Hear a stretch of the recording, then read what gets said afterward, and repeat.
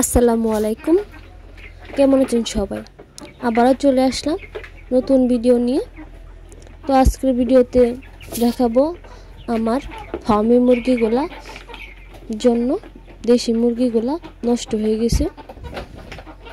এখানে 27 piece Fermi মুরগি আছে আর 11 পিস দেশি মুরগি আছিল, তাদের সমবয়সী। এদের বয়স এখন 2.5 মাস। তো ওদের জন্য ওরা নষ্ট হয়ে গেছে একেবারে। ফার্মি মুরগিগুলা কিন্তু মাশাআল্লাহ 2.5 মাসে অনেকটা বড় হয়েছে। তো ওদের জন্য ওরা প্রায় নষ্ট হয়ে গেছিল। ওদের ঠুকরানির কারণে মুরগিগুলা দুর্বল হয়ে মারা যাচ্ছে। এই জন্যে আমার খামারে আরেকটা অসুবিধা হইতেছে। একসাথে রাখছিলাম, ভাবছিলাম যে একসাথে বড় হয়ে যাক, আর ঝামেলা হবে না, যে খানে খানে ওদেরকে জায়গা দেওয়ার জন্য এই জন্য আমি এদেরকে একসাথে রাখছিলাম যে এরা একসাথে বড় হয়ে যাক, যেহেতু ডিমের মুরগি বানাবো। কিন্তু তার হলো না। দেখেন ও এটাকে টুকরা টুকরা একেবারে পাখনাটা ভেঙে ফেলাইছে, পাটাও ভেঙে ফেলেছে।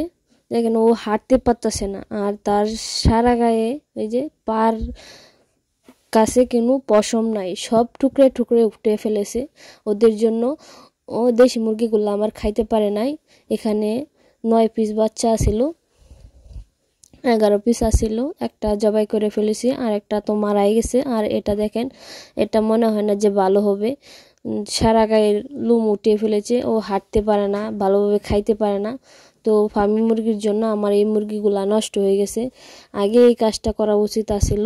তো এখন আমি এদেরকে আলাদা করে ফেলেছি। মানুষে কয় না, ডাকা গেলে মানুষ বাতি হয়, ওইটাও আমার হয়েছে যে একসাথে আগেই রাখি দিতাম আলাদা আলাদা, কিন্তু না, একসাথে রাখছি। এখন আমার 2টা মুরগি নাই, এখন আমি ওদেরকে আলাদা করছি। তো ওদেরকে আমি কাল থেকে ছেড়ে পালন করব। প্রত্যেকটা মুরগির রুম নেই, সবগুলারই টুকরা টুকরা পালকগুলো উঠায় ফেলাইছে, আর রক্তও বের করে ফেলে, এরকমটা করে। মানে আমি ঠুট দাঁড় দেই নাই, মানে ঠুট খাটাই নাই, সেই জন্যে ওরা বেশি টুকরা টুকরি করে। প্রত্যেকটা মেয়েরই একটা স্বপ্ন থাকে, তার একটা সুন্দর একটা সংসার হবে, আর হাঁস মুরগি পালার জন্য একটা ছোট্ট ঘর হবে। তেমনি আমি এই ঘরটা বানিয়েছিলাম আমার শখের বসে, যে কয়েকটা মুরগি পালবো, যে মেহমান টেহমান আসলে বা নিজেরা খাওয়ার জন্য, আর কিছু বিক্রি করে হাত খরচ চালানোর জন্য। সেই জন্য মূলত এই ঘরটা আমি তৈরি করছিলাম। এখন আমার হাজব্যান্ডে ও বাণিজ্যিকভাবে খামার দিতে শুরু করতে চাইছে, কিন্তু শুরু করার আগে তো 6 মাস পর্যন্ত ইনভেস্ট করা লাগে, কিন্তু এটাতেই মুশকিল হয়ে গেছে যে ইনভেস্ট করাটা। সেই জন্য আর কি, যে আল্লাহ আমাকে একটু ধৈর্য ধারণ করুক।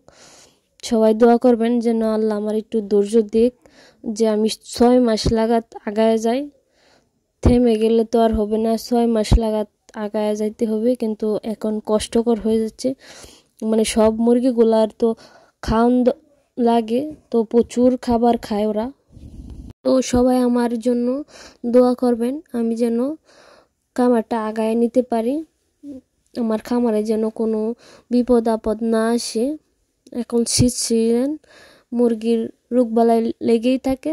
চেষ্টা করছি ওদেরকে সুস্থ রাখতে, বাকিটা আল্লাহর হাতে, ওদেরকে যেন সুস্থ রাখে। তো আজকের ভিডিও এ পর্যন্তই। সবাই ভালো থাকবেন, সুস্থ থাকবেন।